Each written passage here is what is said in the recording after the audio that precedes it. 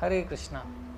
तो अभी हमारे कई सारे डिवोटीज़ ये प्रोपेगेंडा के शिकार हो रहे हैं कि देखो, अगर इस्कॉन बैंगलोर और इस्कॉन इंडिया में इस्कॉन बैंगलोर सही है ना, तभी तो भगवान की इच्छा के बिना कैसे ये संभव हो पाता कि वो केस जीत जाते।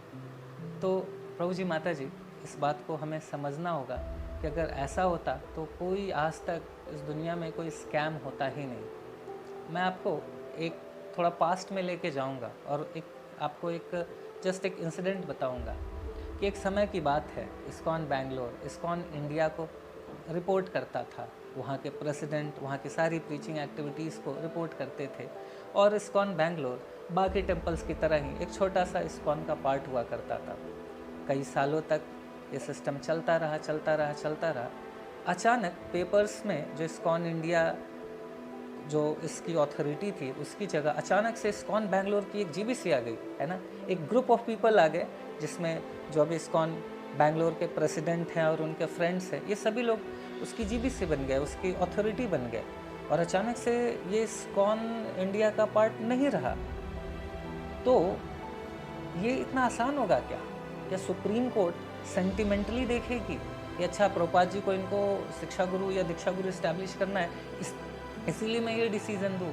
नहीं, सुप्रीम कोर्ट ने पेपर्स देखे। और ये पेपर्स आए कैसे? इतना बड़ा डेविएशन इतना आसान तो नहीं होगा ना। उसके लिए बहुत सारी लंबी प्लानिंग, प्लॉटिंग, कॉन्स्पिरेसी, धोखे की आवश्यकता होगी। जो धोखा इस्कॉन इंडिया को दिया गया, उस फेथ को धोखा दिया गया जो टेम्पल प्रेसिडेंट्स के ऊपर रखा गया था। अगर आपको वास्तव में सिर्फ इस बात से समस्या थी कि श्रीला प्रभुपाद जी को दीक्षा गुरु बनाना चाहिए, अगर सिर्फ ये समस्या थी, तो फिर ये प्रॉपर्टी के लिए इतना सारा कॉन्स्पिरेसी, इतना प्लानिंग प्लॉटिंग करके लंबे समय तक ये सारा पेपर में चेंजेस करना, बाकी टेम्पल्स ने तो नहीं करा, आपने करा, है ना। तो इतना करने की तो आवश्यकता नहीं थी, आप सिंपली वॉकआउट कर सकते थे। बाकी कुछ और ऋत्विक्स को भी नहीं समझ में आया कि ये क्या चल रहा है, क्या नहीं चल रहा है। जो भी समस्या है वो इस्कॉन से बाहर गए और जो भी अपना प्रचार कर रहे हैं। बट इतने लंबे समय तक इस्कॉन में रहते हुए, सबसे मीठा मीठा बोलते हुए, सारा डॉक्यूमेंट्स में चेंजेस करते हुए, और इस्कॉन से उस हमारे टेम्पल इस्कॉन बैंगलोर को बाहर लेके जाने के लिए पूरी प्लानिंग, पूरी प्लॉटिंग करना, ये प्रोपेगेंडा नहीं है तो और क्या है।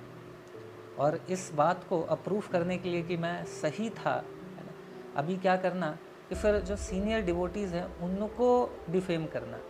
और मैं प्रभु जी, माता जी, आपको ये बात बता दूं कि ये ऐसा फर्स्ट केस नहीं है। इसके पहले इवन श्रीला प्रभुपाद जी के समय पे भी प्रभुपाद जी के डिसाइपल्स एक दो थे जिन्होंने इस्कॉन के टेम्पल्स को कुछ इसी तरीके से मैनिपुलेशन करके टेम्पल्स को इस्कॉन से ले लिया, है ना। तो पहले भी हुआ है। अगर उस समय भी अगर ऐसा है तो फिर तो उस समय भी भगवान नरसिंह ने ही चाहा होगा। वो लोग तो फिर बहुत सारे गड़बड़ भी करे बाद में चल के, है ना। तो ये भगवान नरसिम्हा कलयुग में तो सभी को फ्री विल दिए है ना। किसको क्या चाहिए? ISKCON is a culprits. किसी को पावर चाहिए, किसी को पोस्ट चाहिए, किसी को भक्ति चाहिए, किसी को वैष्णव आचार्य चाहिए। हम इस्कॉन के डिवोटीज़ को, हमें हमारे श्रीला प्रभुपाद के डिसाइपल्स चाहिए, उनकी कृपा चाहिए, तो हमें वो मिल रहा है। और जिनको अथॉरिटी चाहिए, उनको प्रभुपाद डिसाइपल्स नहीं चाहिए, सीनियर डिवोटीज़ नहीं चाहिए, उनको अथॉरिटी मिल रही है।